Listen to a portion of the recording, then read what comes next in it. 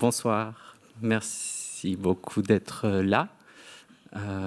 On va parler en anglais, mais vous avez reçu normalement des boîtiers de traduction qui, si vous les mettez sur le canal 1, vous entendrez tout en français. Et sur le canal 2 en anglais, mais je pense qu'on va vraiment parler qu'en anglais. Donc c'est vraiment utile si vous allez... si vous comprenez mieux le français. Voilà. Et si vous avez un problème avec votre boîtier, peut-être faites-le savoir dès maintenant. Comme ça, on peut vous aider à le faire fonctionner.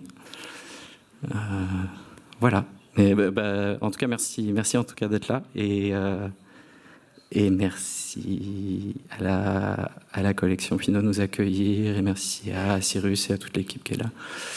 Et maintenant, je vais laisser la parole à Denis, qui va dire ce qu'on fait là. Hi, welcome to the haunt. This is an evening about home haunts. And I think that probably there must be people here who don't know what a home haunt is because they aren't really known or practiced here in France or in Europe for that matter. So just quickly, you're going to hear a lot about them, but just quickly so you know what they are. It's basically a person or a persons, often a family, decide, usually at Halloween, to turn their house into a haunted house attraction. So they buy, cheap novelty, scary things from the party store, and they build props, and they buy maybe a fog machine and put it in their house, and they dress up like monsters and put on, I don't know, some Monster Mash or some horrible song, and then they let the neighbors or the public walk through their house, this scary house, and they try to scare them. And they're never ever scary, but that's not the point. It's that they really want to be scary. That's what's really lovely about home haunts. So the reason that we're doing this is because all of us are huge fans and aficionados of home haunts.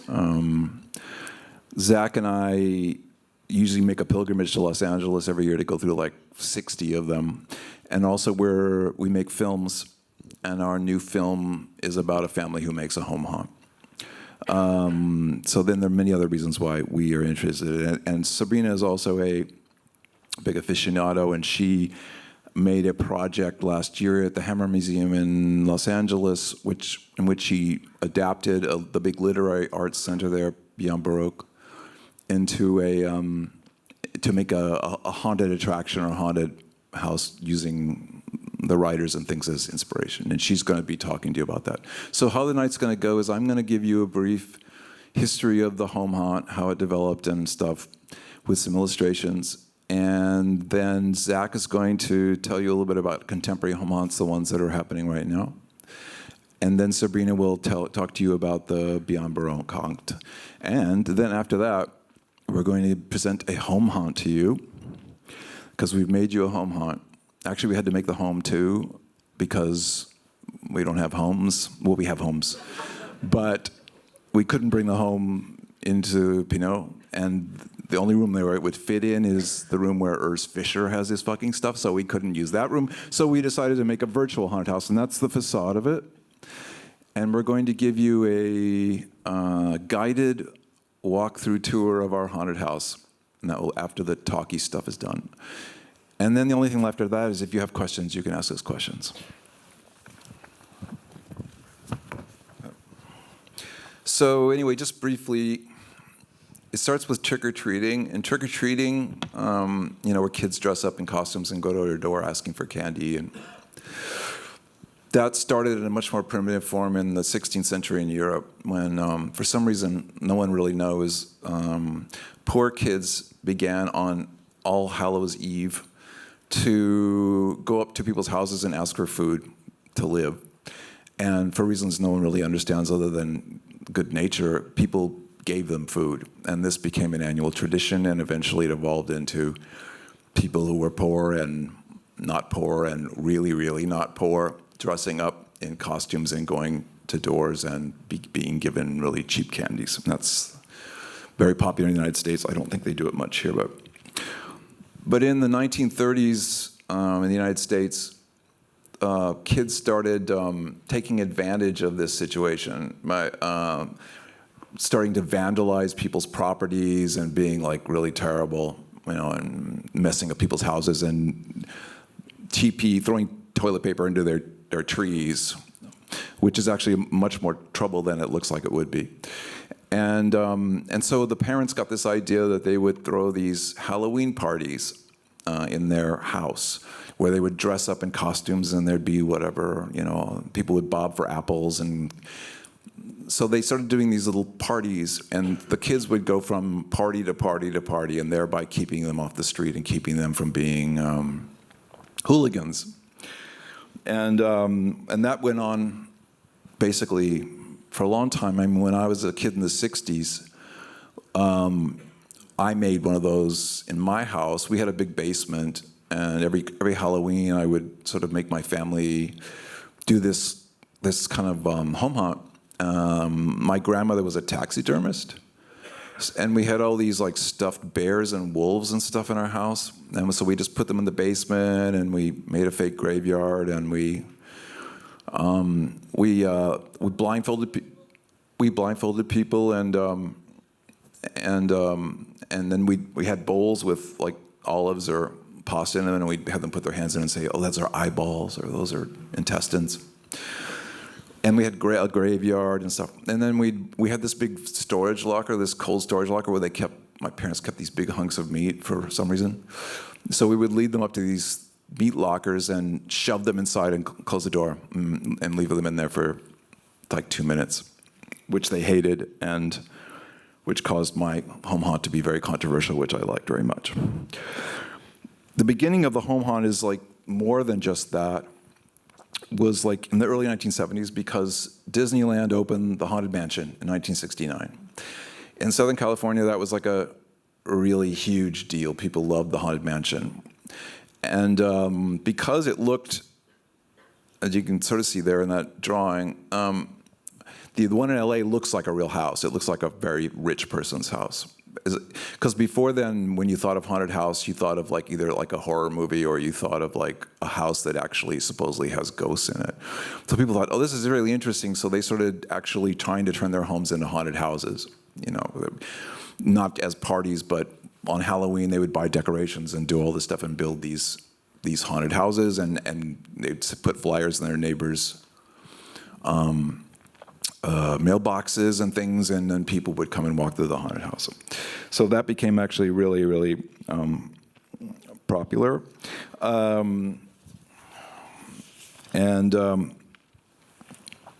But the first real like home haunt, and that's when the term began, was this guy named Scott Sibley, in Los Angeles, actually in the San Fernando Valley. And he decided to make a really ambitious one. And he turned his whole house and his yard and his garage into this torture chamber kind of thing. And it was so elaborate for the time, and had lots of, people dressed up in costumes thinking whatever. It was more sophisticated. And it became quite a sensation. And it got in the newspaper and became sort of famous. And that started kind of the whole movement of the home haunt, because people started imitating that. And Scott Sibley is still making home haunts 40 years later. In fact, he has one of the biggest and most popular home haunts in Los Angeles right now. It's called Beware the Dark Realm. And we're going to zip into the future just a teeny bit and show you a little video of Beware the Dark Realm, where he builds a medieval castle in front of his house. That's it right there. So you can see a little bit of video of what it's like. Hey everybody, we are here in Santa Clarita for Beware the Dark Realm, the famous epic home haunt. Well deserved. Big lines out here. We've got a car down there playing music. This is opening night for them. Always one of the most outstanding facades that we see anywhere. As you can see, haunting since 1971. A lot of history here. They once again are collecting for charity child and family center domestic violence program. They've got scare actors working the lines. You can see it getting some scare.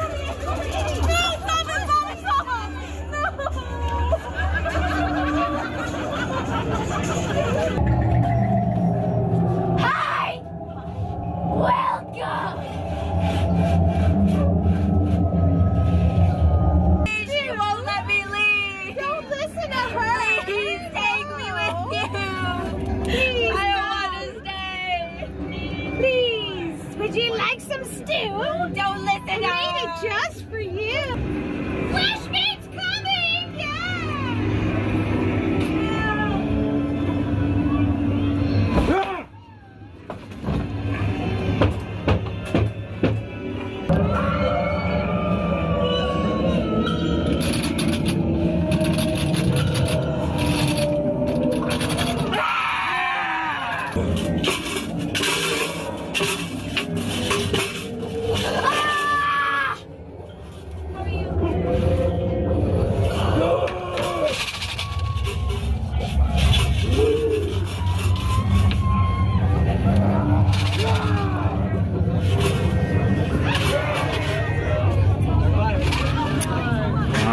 So that is a look at Beware the Dark Realm, which they have over 35 actors working tonight. Such a fantastic experience in there. It's unbelievable that it is a home haunt. You can see So yeah, that's like, there are a number of them that are that elaborate, but that's a very popular one. And at the time when he first started doing his home haunts, of course they were extremely simple. There's just no images or any videos of his early home haunts. But they were big enough that they inspired this amusement park in Los Angeles called Knott's Berry Farm to try turning their park into something called Knott's Scary Farm on Halloween. And they turned their rides into scary versions of the rides and put fog in the stuff, and it was just gigantic success. And that led to, as now, almost all theme parks. United States, and even, here you have Park Asterix started last year doing a Halloween event, which actually is pretty good. And then, of course, Disney does its like incredibly bland, stupid thing that's rated Halloween. Yes. So then I'm just going to skip to where there was a point when the home haunt became something much, much more professional, I guess you would say. There were these two guys named Bob and Dave. My thing is not working. Il y a ma télécommande qui fonctionne pas. Merci. There was this thing called, these two guys named Bob and Dave, they worked in the film industry, and they had a lot of access to like props, special effects, famous makeup artists and all that kind of stuff. And they did this very elaborate haunted house that took over their whole house, and it was such a thing. It was no one had seen anything so professional that it became the haunted house for about 10 years. And it got so popular that they ended up taking it out of their house and renting empty storefronts in a mall, and even like an abandoned miniature golf course, and they would hold their haunts there. And that was when I was, and I lived in LA at that time, and it was just, you literally waited all year just to go to Bob and Dave's spooky house, because there was nothing else that can compete with it. And it was really amazing. But unfortunately, Bob died in 2000, and so that was the end of it. But there's almost nothing online about it. There's almost no videos or pictures of it, which is very strange, because it was quite a thing. But we're going to show you just a really brief and not very good video of Bob and Dave's that was during a little television report about it back in 1999. Danny Romero counting us down to Halloween. Hobnobbing with goblins, ghouls, and ghosts. All week now, Danny, and you still have a smile on your face. Tonight you're at what? Spooky House in Woodland Hills. Spooky House. It's Spooky House 10, the 10th year they've done it out here in Woodland Hills. We're at Victory and Topanga Canyon. I'm surrounded by all my friendly and Yikes, ghoulish faces. And let me show you inside Spooky House 10. There are some amazing things going on inside as well that can scare you. What's great about this place is that they've got the really intense spooky things inside Spooky House, and that runs throughout the weeknights, and of course on Halloween open even later. And what's great about this is that there's also kind of a toned down version for the family. So if you got the kids, you want to bring them and they're getting a little too scared with the intense stuff, no problem. Spooky House 10 is here for you to enjoy with the entire family, as well as the 12 and over crowd who will enjoy the really intense spooky things like the, well, there you see our little tour going on. You got a torture chamber we showed you before. We've got a mad clown house as well. And you can get here October 21st through the 31st, Fridays and Saturdays till midnight, Sundays and weeknights until 10 p.m. and Halloween open until 1 a.m. at Spooky House 10 here in Woodland Hills. Now, you want to know your weather? You want to start planning your weather for your Halloween treats? No problem. Let me show you. 68 degrees downtown. So yeah, I mean that doesn't show up, but it really was quite a lovely attraction. And when it died, it was much missed. But it did inspire, it kind of divided the home haunt industry, if you want to call it an industry, into people who wanted to be like Bob and Dave and rent professional spaces or vacant lots and storefronts and things like that, and start doing these very elaborate haunted houses and charge, pretty large amount of money to go through them. And then the people who were doing the traditional home haunts. And the professional ones became very, very popular. I mean, in the United States right now, there really isn't a major city that doesn't have between 3 and a dozen of these professional haunted houses. They're made like home haunts in the sense that they're very much a gesture or done out of love or whatever for horror and gore and shit, but they are money-making enterprises. Anyway, just briefly want to show you 3 examples of these interesting ones of these professional ones. The first one is in Orange County. It's called the 17th Door. It's this. You can see the sign outside. It's pretty extreme, and they do things. There's 16 different challenges or threats to you, and then you eventually end up at the 17th door, which is the exit. But they will have you kneel down, and for all the world, it seems like a speeding car with its headlights is going to run you over. Or they one point they blindfold you and put you against a wall, and then they execute you with these pretty painful pellet guns, bullets. And then later you are the executioner and you kill other people. There's a room that turns completely upside down, so you're thrown all over the room. They're very kind of dangerous. And it ends with you being put into a coffin, which is then lowered as if into the ground. But then suddenly the back drops out and you drop 20 feet. So it's really good. Also, they electrocute you. Yeah, they electrocute you. They shave your head. It's really. So you should check it out next time you go to LA. But this is a really brief. It's not a very good video, but it's their promo video. So we'll show you a little snip of that.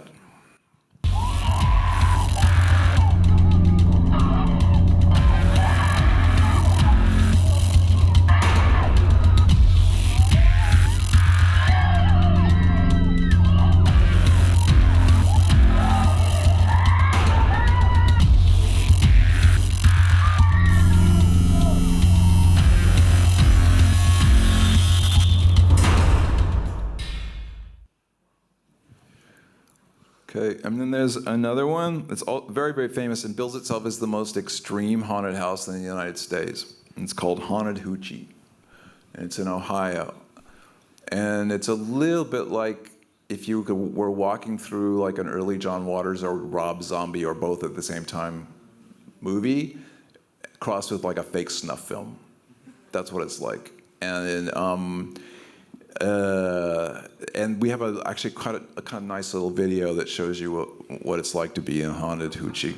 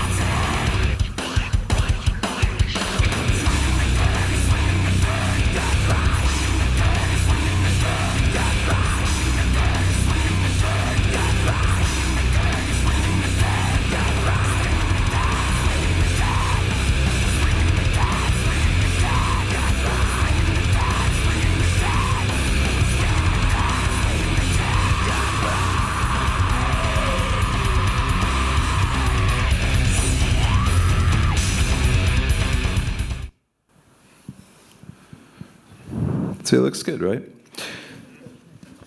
And then on the last one example is on the completely opposite. And those are these that have come up in the last like 10 years, especially these really, really, really arty ones. There's one in Chicago called Miasma, and there's one in Los Angeles called Inside, but they're all over the country in the United States. But just to give you, they don't build themselves as haunted houses, they build themselves as avant-garde immersive theater experiences. And I'm just going to rebuild, this is Miasma's, how they build themselves. An extreme psychological assault in the form of an art installation that guests must enter alone, sign a waiver, and are given a safe word in case they want to escape. And then Inside is a 75-minute multi-sensory exhibit where guests roam a dozen installations and shocking stage scenes where unreality and reality merge, and guests are made to get lost and have difficulty finding their way out. So this is a little video. We're just going to show you this is like the super, super arty, pretentious trailer for Miasma, just to show you like a different kind, this other kind of like high art home haunt. This is the worst kind, obviously.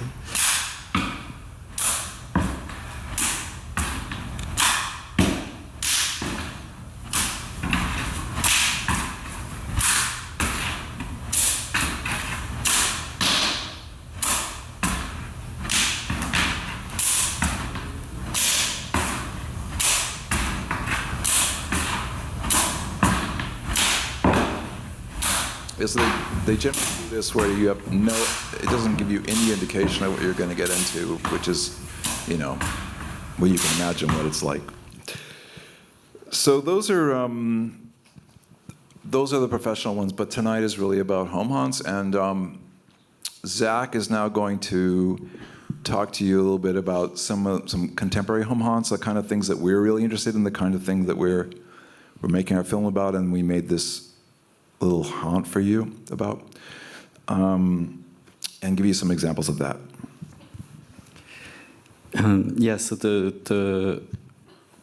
So what we like most are these home haunts where basically like either families or groups of friends just like turn their own house into a haunted house, and it's usually done with sort of like very limited means. But they're generally really sincere. Like they pick some kind of story or theme, and then they either right out front or in the backyard they build this haunted house, and then you walk through it, and they're some of them have actors. Most of the time they do, but sometimes they also don't. And they're really nice. So I guess first I wanted to show. There's one that I think is just like really one of the best home haunts that I've ever been through or something. Or like it's one of the nicest, and it's kind of a good example of what they try to achieve inside. This is a pretty successful one that's actually nice. And here's a little video of it.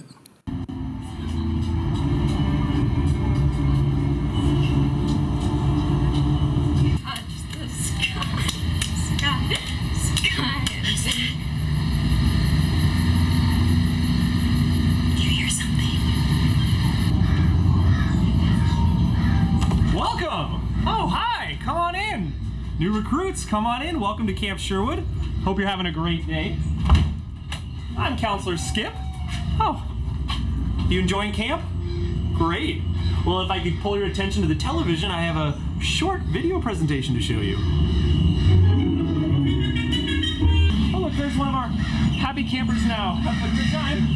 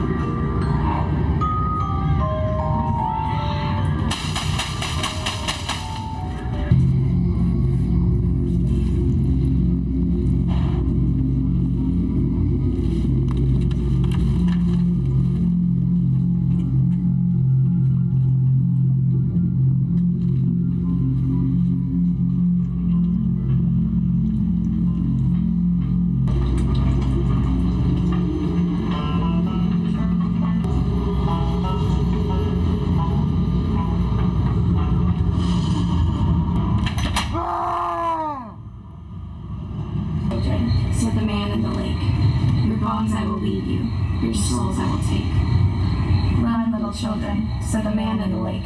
Your bones I will leave you, children. So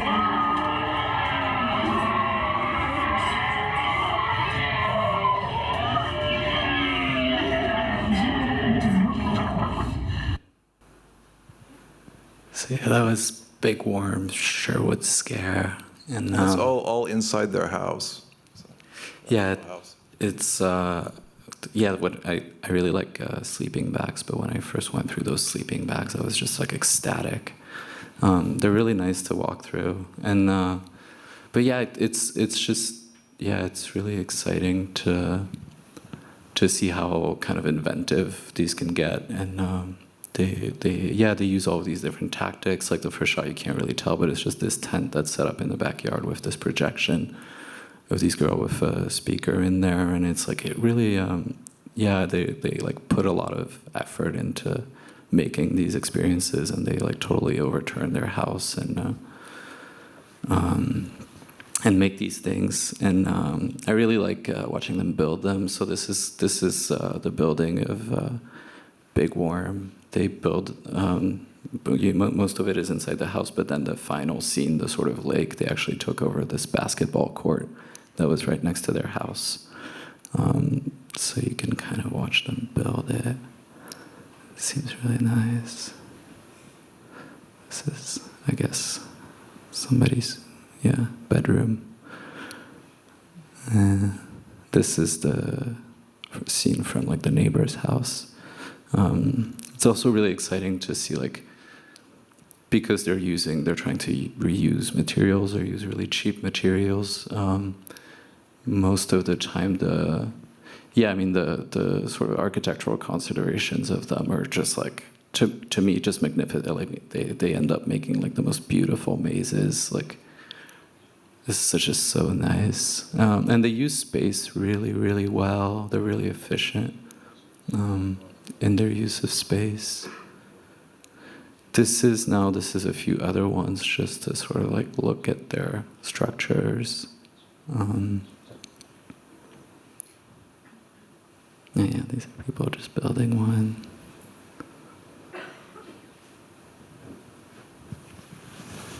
This is one that's being put into a backyard or in the space next to a house.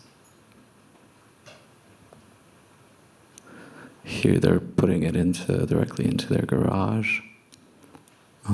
It's nice that most of the time they could sort of build some standalone structure like next to the house or something, but sometimes you'll actually go through their house, which on its own is kind of scary.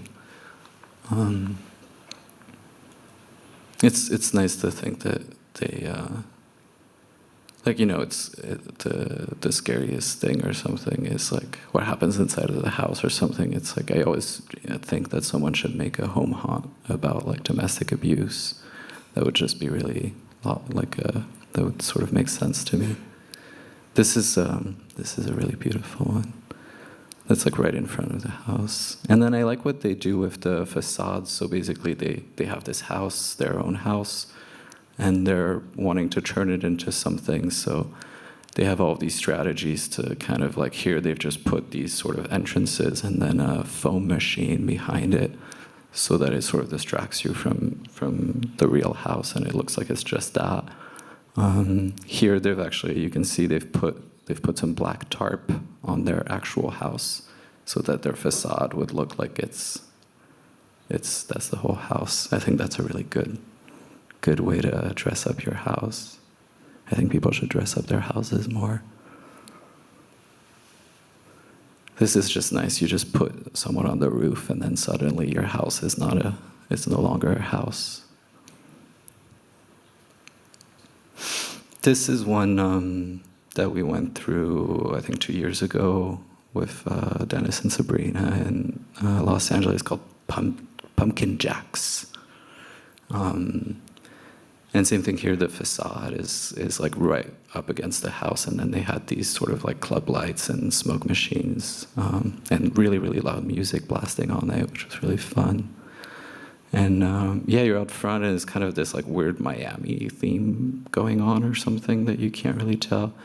And then you go in and it's like, it's the film Halloween with that character. And what was really, really thrilling is, well, first this one was like really inside of their house. So like you really go through someone's, like you can tell it's someone's bedroom, and ultimately they've put blood everywhere and stuff, but they just haven't done that much to change the space around. It's mostly like about making it look more like a drug den than a living room, and then more like a murder scene than a bedroom. But really the interventions are fairly limited ultimately. And what was really thrilling too is that when like maybe most home haunts kind of try to tell a story by having you walk through it, and then there's a theme. So like in Big Worm, it's like the camp, which is really scary, but like there's a theme and everything is kind of tied to that theme. But with this one, it was just everywhere you turned the same character, like somebody was wearing the same costume. And so it just like again and again, you were getting stabbed by this fake knife. And this is nice. This is their like actual kitchen that they've just seemingly irremediably fucked up for the purposes of this home haunt. And but yeah, everywhere you turn, you see the same character over and over and over again, which I think it really shows sort of like how much they think about these like narrative strategies. Like it's just so exciting to always, like everywhere you look, there's always the same person, and then they start following you around. Anyways, this is kind of the other this is another one we went through kind of that same year, called Stony Point. And this one was fun because it was just like really, really, really, really cheaply made. And it was just the only people that we could find there were like these two kids, really tiny kids. And they had kind of made the maze out of pellets in their backyard. This is a scale model of what I think they were trying to accomplish. I can tell you that they did not succeed in making it anything look so exciting. But it's like really beautiful. They like put all of this effort into like making this like really sincere thing that was actually really detailed. And then, but really what made it is like this girl was just absolutely terrifying. I don't know how old she was. She was like maybe 8, but she was actually threatening. Like really threatening everybody that went through there. So it was really nice, really beautiful. Yeah, she's really scary. And then afterwards, we went to this one called Shiver.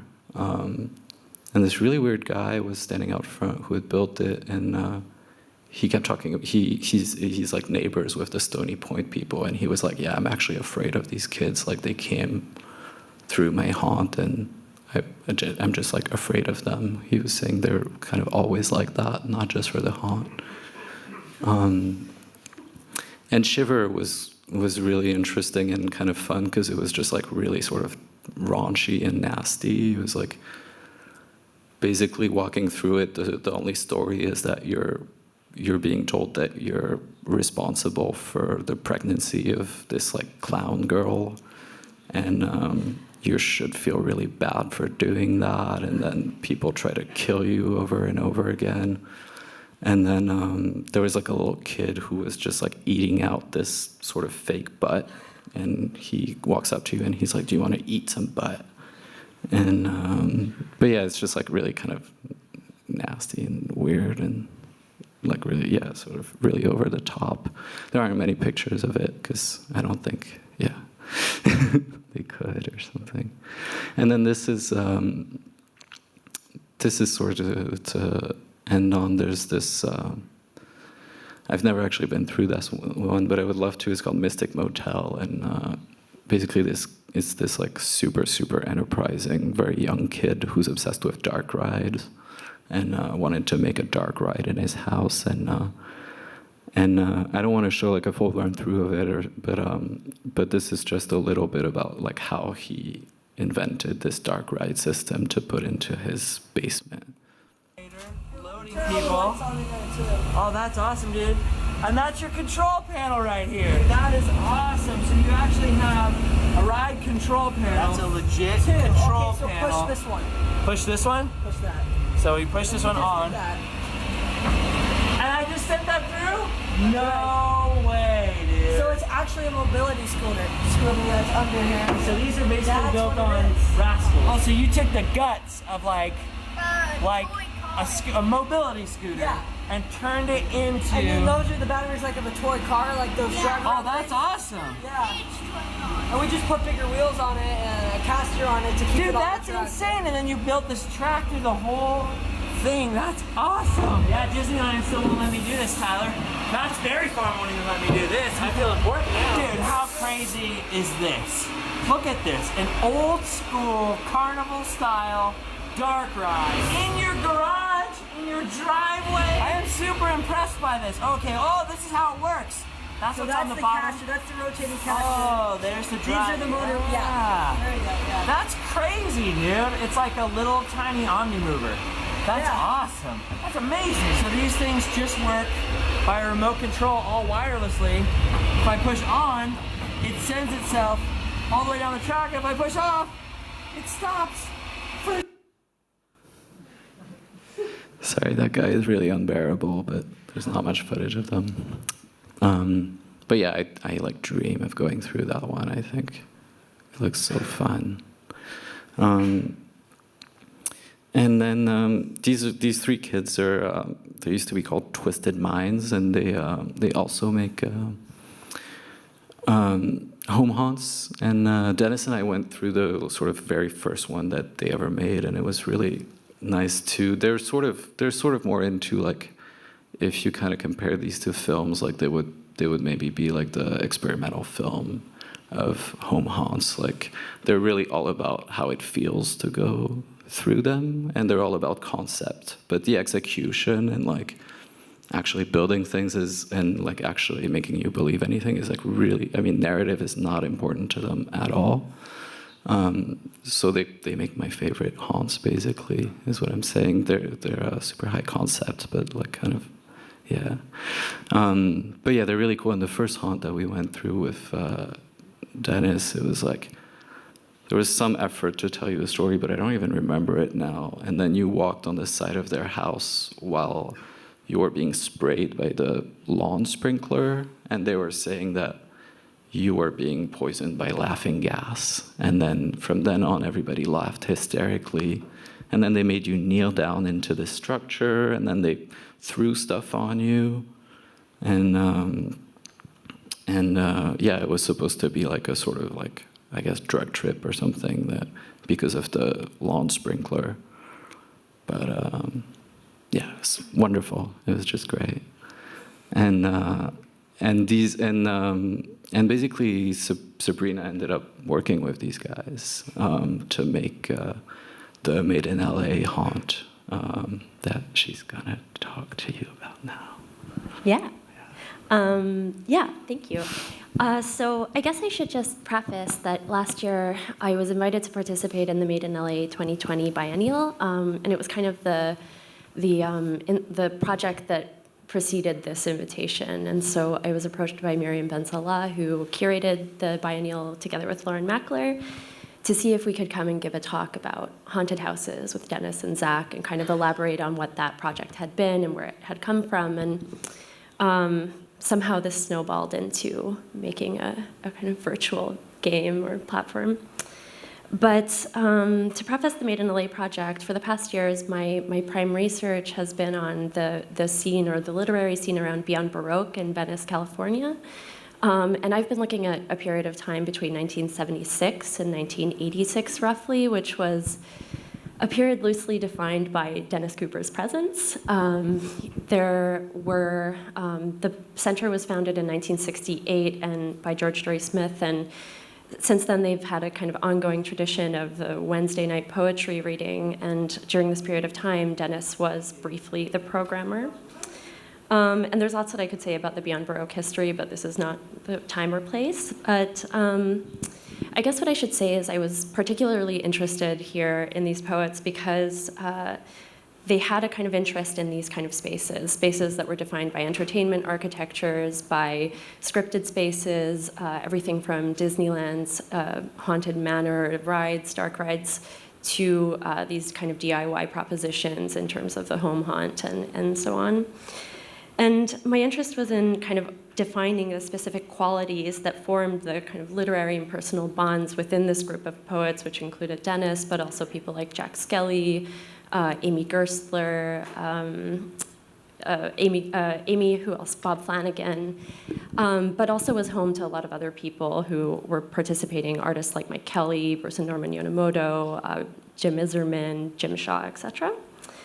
And I think it's difficult to say that there was any sort of particular ism or movement that happened during that period because, you know, I think that there were so many different types of people coming from different nooks of Southern California, and the one thing that I could identify personally that kind of brought them together was this idea of the sort of spaces, the idea of spaces housed to or planned to house fantasy or something, and I guess I was interested in kind of recreating that. So when I was proposed to join the Made in LA roster to create some sort of presentation or to maybe create an exhibition within the exhibition of archival materials or write something for the catalog, I felt like the only way to do justice to the history was to actually recreate something with a similar thematic, I guess, potential or kind of spatial effect. And I think I had been going to haunted houses with Dennis maybe like once or twice and had been going on my own for a few years and had met the Twisted Kids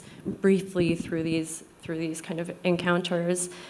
And at somewhere down the line, I think we were talking about how to do this and how to put this together, and I decided to invite Zion Fenwick and his team to see if I could convert the research materials, the kind of poetic works of the period, into something of a ride. Now, I guess I was really, I was looking at things like Stuart Havant's ride at the Modern Art Museum in Paris, or, you know, trying to think of exhibition proposals that would go beyond like the kind of trite looking at books in a vitrine or so on. And so Twisted said yes, miraculously. I think they had no idea what I was talking about or what was going on.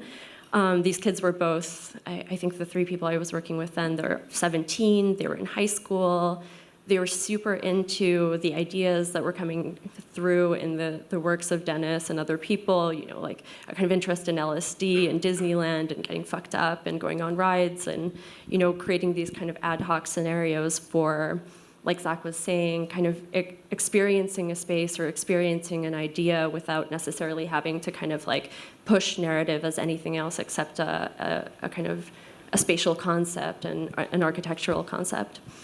And so I gave them my thesis, effectively, or the first chapter of it, which was called Captain Maudit, or Drunk at the Blue Bayou, and said, let's work through this and create a haunt which would go through Beyond Baroque's literary history during this period of time, where each of the spaces, as you can sort of see in this scale model that they built, would come to represent a different poetic work. So the first room was the facade that we recreated of Beyond Baroque. This is more kind of install porn. And then there were rooms dedicated to Bob Flanagan's slave sonnets, which Bob's widow, Sherry Rose, gave us all of the kind of props from his earlier performances. And we created this kind of like weird sex dungeon that was covered in like blood and paint and whips and all kinds of things, with videos of Bob Flanagan's performances playing. Here we have a little video of our installation process. Of Bob Flanagan's 100 Reasons. And then we created a room that was a kind of cave. This is the early format of it, which was thinking through Jack Skelly's Disneyland poems. So he was in particular obsessed with these kind of like mine rides and spaces that were kind of dark rides within funny cave situations. Of course, there was tons of show control and things like that. I mean, ultimately, the haunt was something that was meant to kind of evolve around ideas of these poems, but really reference them obliquely and in a like classical Twisted Minds scenario. Really just had touch points that made you feel something or made you feel a part of a period through music or like shittily made animatronics that we could do and so on. I mean, originally we had wanted to do something like Mystic Manor, but the Hammer Museum would not let us build a ride. So without going on too much about this, I will show a much too long video of that, and this will sort of preface the making of our video game then, I guess.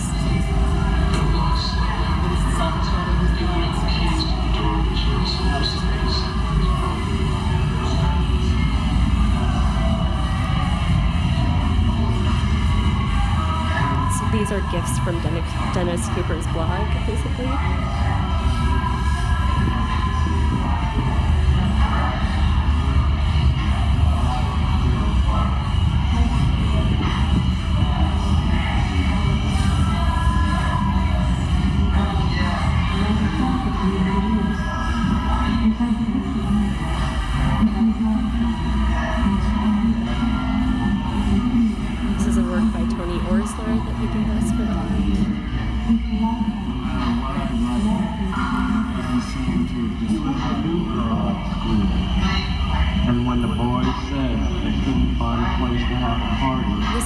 By Mike Kelly and Tony Orsler that was planned in 1982 but actually never made, so we recreated it with Tony's help.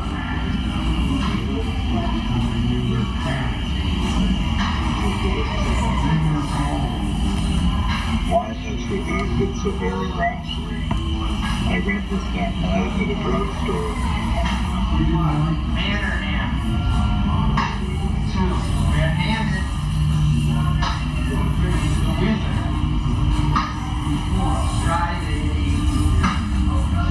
This is a collaborative video by Bob Flanagan and Mike Kelly.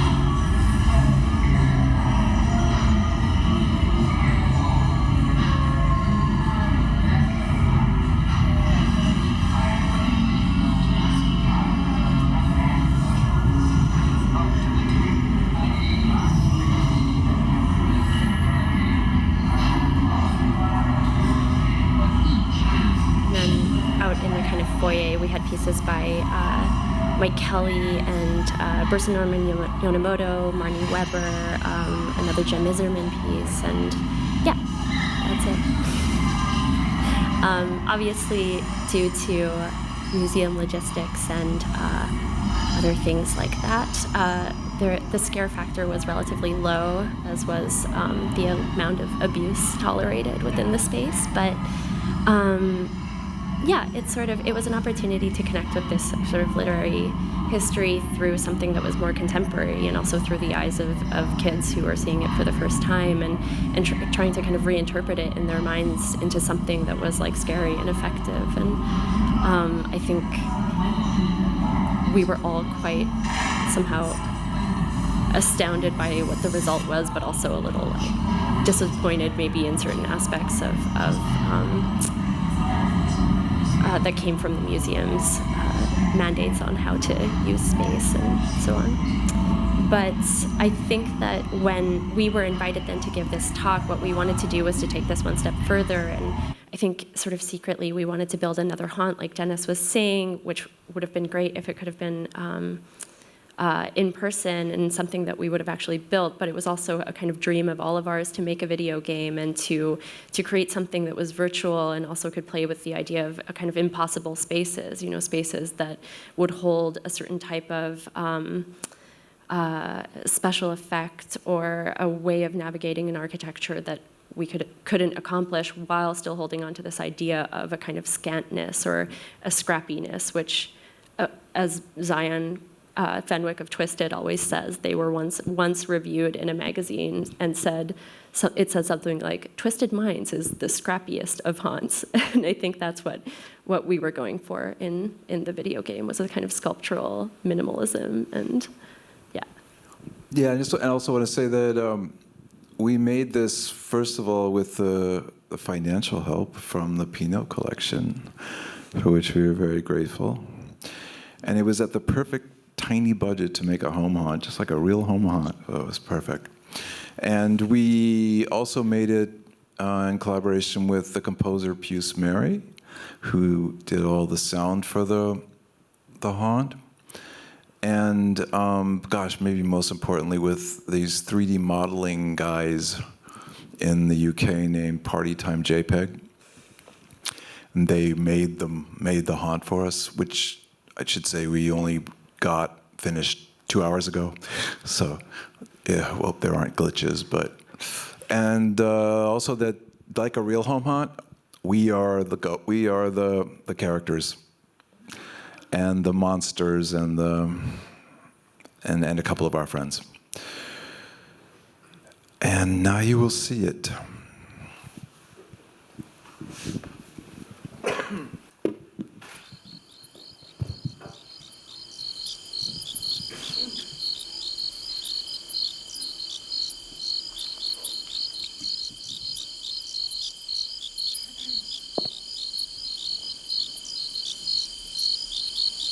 So yeah, this is our house.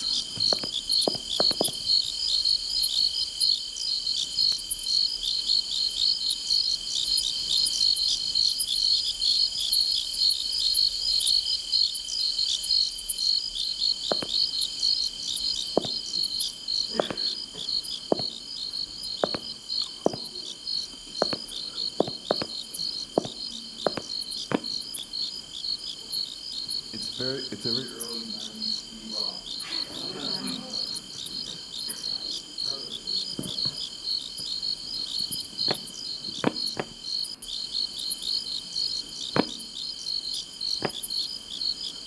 Now I'm going to press E to open the door.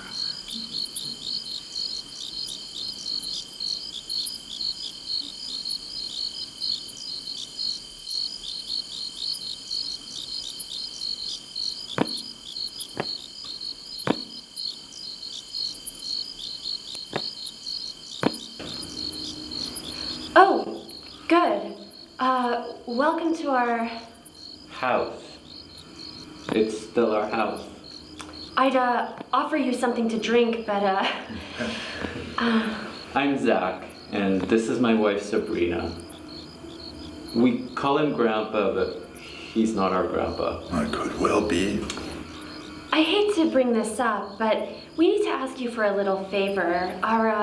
Our son, well, he's gone insane. Actually, it's demons. They've possessed him. So, I guess he's not really insane. He's insane. I feel insane. So do I, but that's different. Look, our son, or the demons living inside of him, or whoever, has turned our house into a roiling, seething architectural nomenclature. I don't know how else to describe it. We're hiding somewhere inside, and We have to go. Come find us and we'll explain everything. Don't get killed like the others. Whatever you do, don't use the bathroom. Hold it in.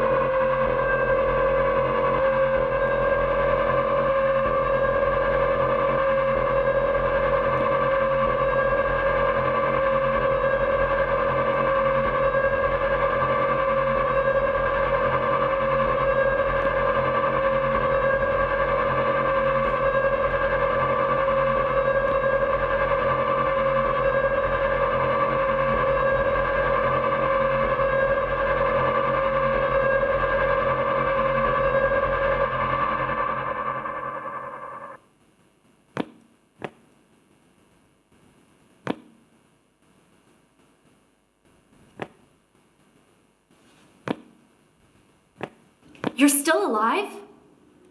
It's gotten much, much worse since you last saw us. Grandpa, you have a way with words. Maybe you can explain. Well, this used to be a nice house. Well, an okay house. Then one Sunday we came home from church, and my grandson and his friends... They're not his friends, they're demons. ...had filled the whole house with fog, and they were playing this loud, I don't know what to call it, music. And they were dressed up like giant spiders, and... Those were real spiders. And every day they just keep putting up more and more awful decorations. They're not decorations. Anyway, you get the point. Please, find our son and try to talk some sense into him. Or kill him. Or maybe kill him. Probably better if you kill him. Go, get out of here. Back through the tunnel. We'll be right behind you. Find somewhere safe. But whatever you do, don't go outside. Oh no, for God's sakes, don't go outside. Or use the bathroom. Go, hurry.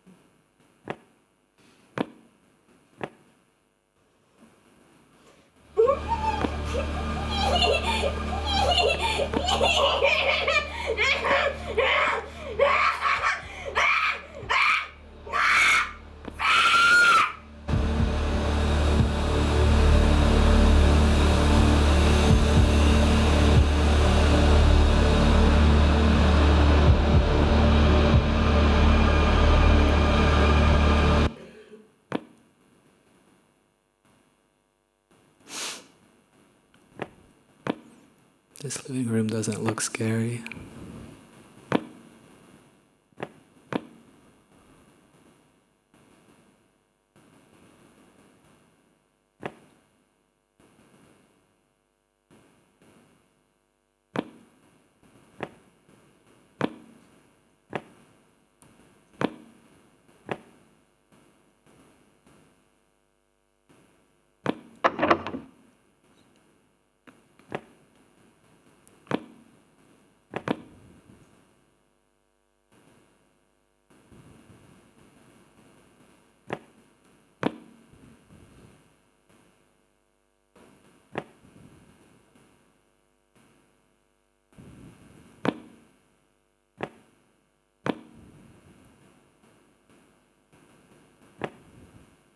Our house has a James Turrell in it.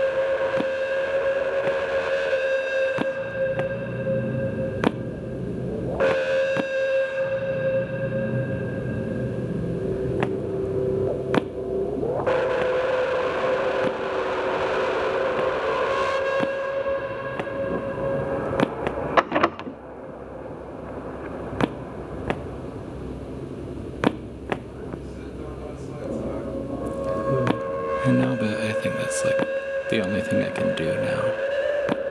This game is not giving me too many options.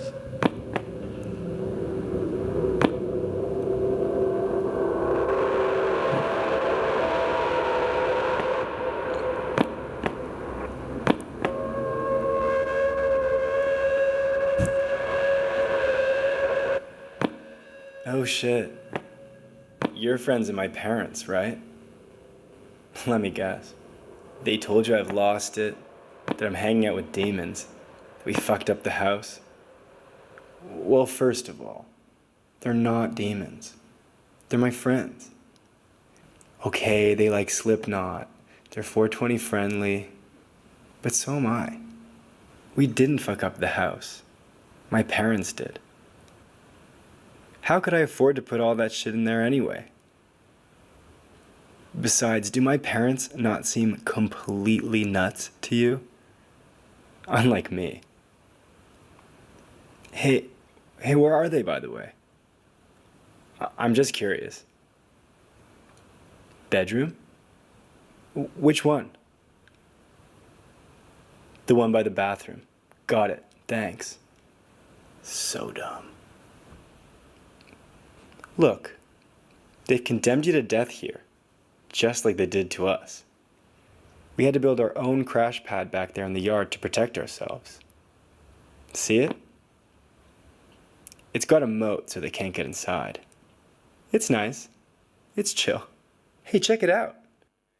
Oh yeah, you have to walk through the moat to get there. But it's only an inch deep. Don't tell my parents that, obviously. Anyway, go on. The door's open. You can crash there tonight if you want. And if you run into my friends, just tell them you're with me. I'll see you there in a minute. I've got something I need to do first.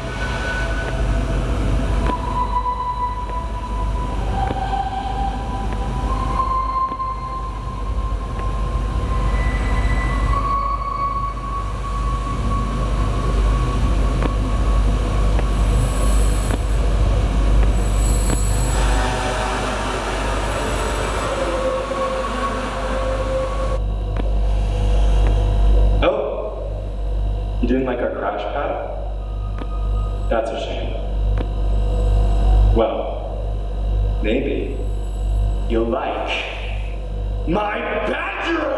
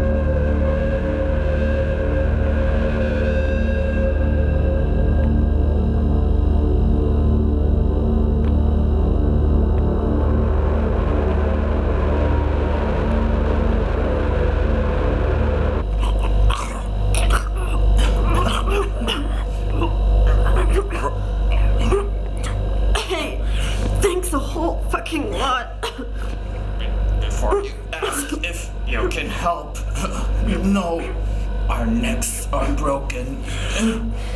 It's too late. Dead any second now. Maybe it's just because I'm old, but I felt worse. But if I'm seeing angels, does that mean I'm dead?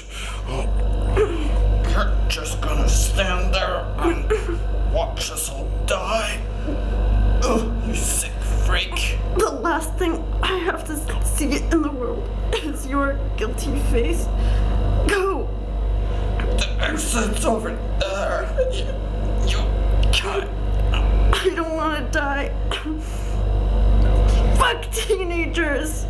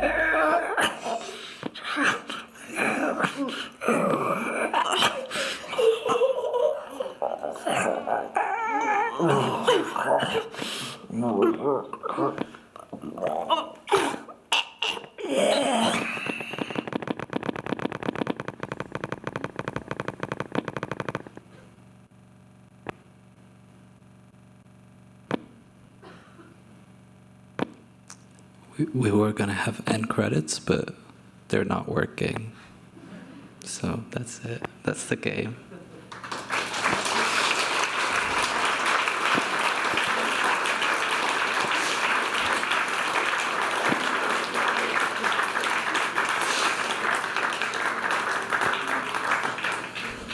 And we're happy to answer any questions. Hello. Oh, yeah. Do you have any questions or anything?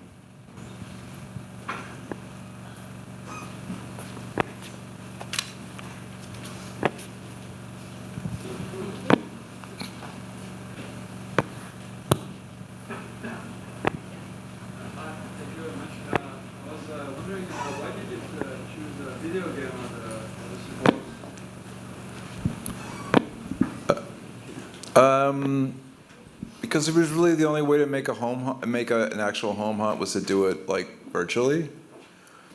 And I don't know, I suppose we both kind of wanted to make a video game. But I mean, so it was really the only option. It wasn't like we were trying to make a video game, but we wanted to make a home hunt, and since we had to do it, you know, on a screen, it ended up like that. and doing it really fast and doing it really cheaply. So it was also kind of like a dream to make a video game, and because we've been thinking about these things and kind of it seemed like a really good place to like think things through. Yeah.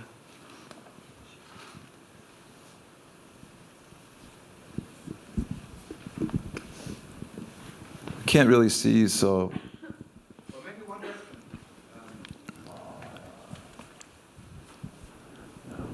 So thanks a lot. That was really super interesting. Well, one thing that always fascinates me about Halloween is that, like, how do you figure out this kind of balance? You know, because on the one hand, a lot of the stuff that you showed was something like a domesticized version of horror, and there's way more horror around us. But what you show is not something like, it's kind of a digestible form of horror. And on the other hand, it's also something that is deeply rooted in a kind of transgression from the norm. So what is acceptable horror you can show, and what is unacceptable horror that you can't do? Well, I mean, I think one of the things that's exciting to us is to like look at how people place themselves around that. I mean, like when I talked about that that shiver haunt, it's like, I mean, in there it was just like really sort of like, it was like definitely sort of like past the limit of acceptable, but at the same time you're like, you know, when we were actually when we were going through there at the end of the haunt, like all of the actors in there, like the 5 actors in there, like just followed us out, which was really nice and stressful. But and then we walked into this room, and it was actually just that family's kitchen. Like it wasn't the haunt anymore. It was just their kitchen, and they were just about to have pizza, and we were just the last people to go through it that night. But it was like, and it was like, so you like got to see like the sort of like what they're doing and like how they're living in that. I mean, I think that is sort of like the, you know, like that limit is like right there, like between the actual, because the, you know, domestic life is horror. I don't. So. Yeah, I mean these kinds of things are by their nature now really retro. I mean, they're really old-fashioned, because. Yeah, I mean, it's this kind of vision of the home and ghosts and all that stuff. I mean, I think that with haunted houses, it's like, I mean, I don't want to go to the extreme ones where they kidnap you and waterboard you and stuff, but I think it's legit. But I mean, you know, I actually never have seen a haunted house like, you know, start being transphobic or racist or anything like that. I've never seen one actually do that. Surprisingly. Mind you, the Christians have their own versions of these called the Christians hell houses. have, yeah. But I don't know. I mean, it's like you just feel it. But I mean, when it's just about monsters and being, it's very cathartic, and I think it's an escape from, you know, all of this stuff, and the internet. It's very not internet. But I also think something that's important about the haunt culture is that the kind of horror that you're experiencing is often more tactile or more spatial than it is about, you know, the kind of body mutilation or kind of thematics of horror. So like Twisted, who I was working with, some of their previous haunts have included like Santa's Scary Workshop or Gremlins, or, you know, themes that are not necessarily scary but are made to feel scary in the dark by virtue of having these kind of moments when the sort of sensorial world around you is overturned by really simple means. And like a favorite thing of theirs is just put you in the dark very simply and have things kind of crawl beside you, or to have kind of strange projections. And this is more about kind of fucking with the psychological space that has to do with the sort of domestic environment that you're in being slightly altered, I guess, which is more scary than introducing sort of familiar tropes of horror sometimes. When it's all about amateurism, right? It's all about like aspiration. That's what we were talking about. It's like they can't be what they want to be, and that's something that's really lovely about them. And also, it's very, you know, it's a form where you can make a shitty haunted house, and it's really sweet, right? But I mean, a shitty novel is a shitty novel, right? Or the same with movies. I mean, unless they're like campy. But I mean, with a home haunt, it's just like, I mean, unless you don't like the form, unless you don't like wandering through weird architectural spaces and having people like, you know, act silly, in order to scare you. I mean, you can't make a bad home haunt. So that's what's lovely about them too, because it's all about the dream. As long as they're sincere, they're beautiful.